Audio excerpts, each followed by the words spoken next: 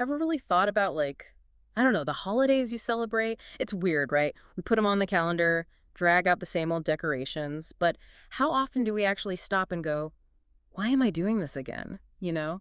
Like, why this tradition, this specific thing? Yeah, it's easy to just kind of go through the motions, especially these days, right? Totally. The world feels smaller and smaller, busier and busier. Like, there's always some celebration happening somewhere. And it can be overwhelming for sure. And it's like, how do you keep up with it all?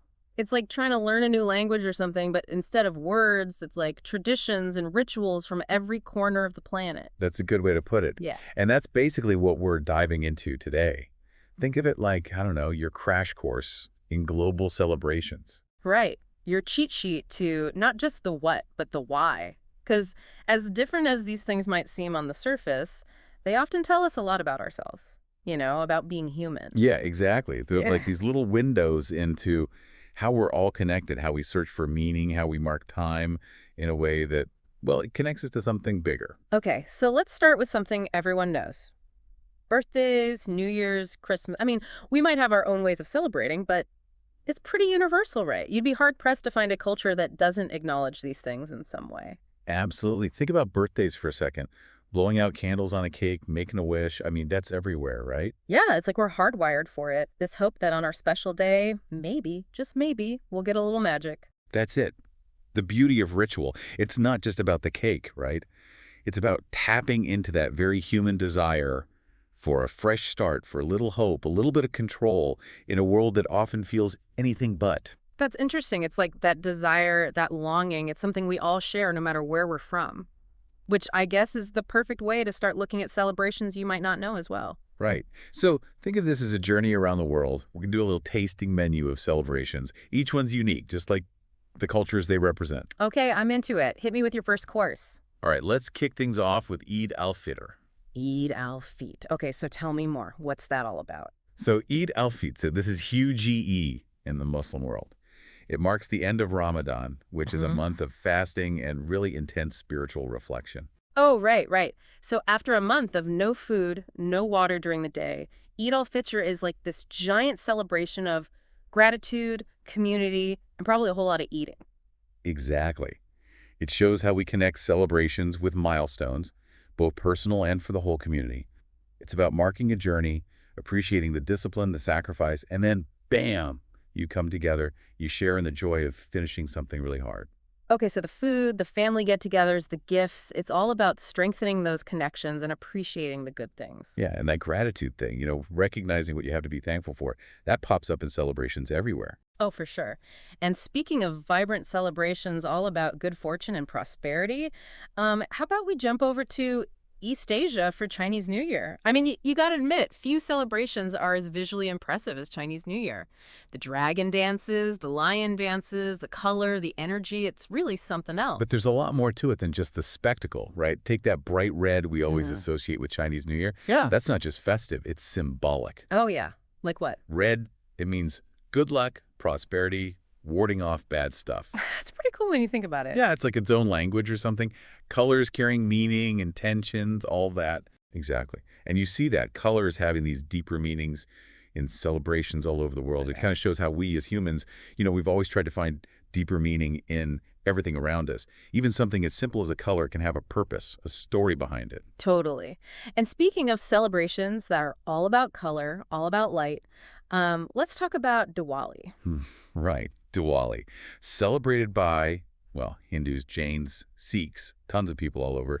It's often called the Festival of Lights, right? It's about new beginnings, hope, literally pushing back against the darkness. And visually, I mean, it's incredible. Homes, streets, everything's covered in lights, candles, fireworks. But it's that symbolism that light always wins out over darkness that really gets me. It's powerful stuff. That whole battle between good and evil, light and dark, it's everywhere, right? Every culture has stories about it. And Diwali, it's this beautiful reminder that even when things are tough, even when it seems darkest, there's always hope for better days ahead. Yeah, I like that. There's a universality there, something everyone can connect to. Okay, so shifting gears a little bit, how about we chat about Easter for a minute? Easter's interesting. Huge religious significance, obviously, for Christians worldwide, Mm-hmm. celebrating the resurrection of Jesus, all that. Yeah. But what's cool is how it blends these really important traditions with, well, frankly, the fun, playful stuff, especially for kids. Yeah, you've got the serious stuff, but then you've got the Easter Bunny hiding eggs, kids running around like crazy looking for them. It's a wild mix of the traditional and just pure, unadulterated fun. And that's the thing about those fun, playful elements. They might seem simple, but they're actually really important. They let people, especially kids, connect with big, complex ideas, religion, culture, you name it, in a way that makes sense to them, that makes it enjoyable. It's like sneaking in a little learning with all the chocolate and candy, right?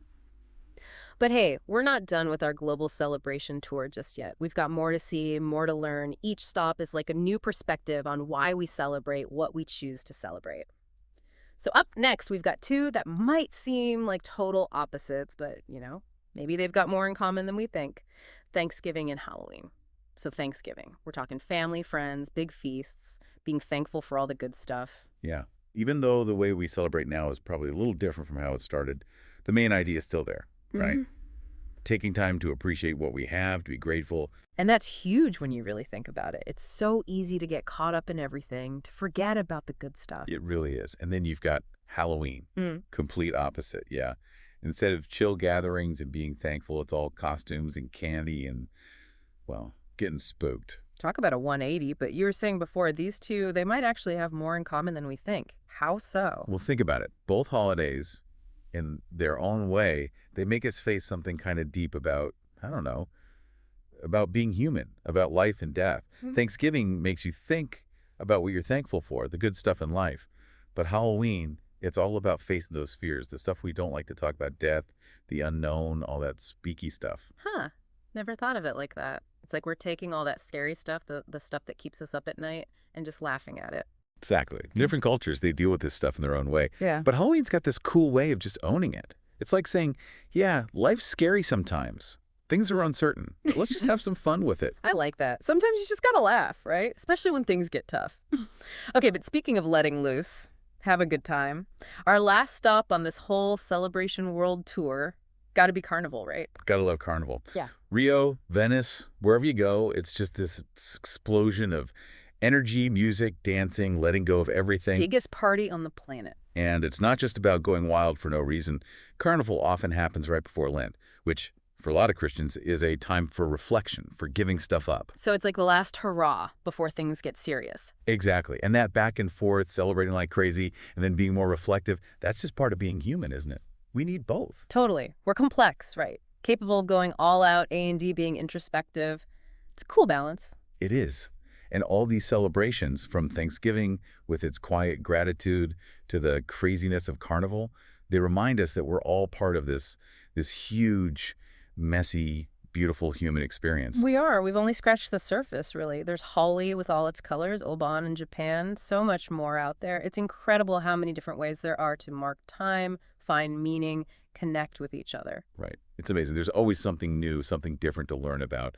Always another reason to celebrate how much variety and richness there is in the world. So go find your own celebration. Pick something you've never even heard of before. Dive in. You'll learn about another culture, sure, but you might learn something about yourself along the way, too. And honestly, that's worth celebrating. It really is. Keep that curiosity alive, Keep exploring. You never know what you'll find.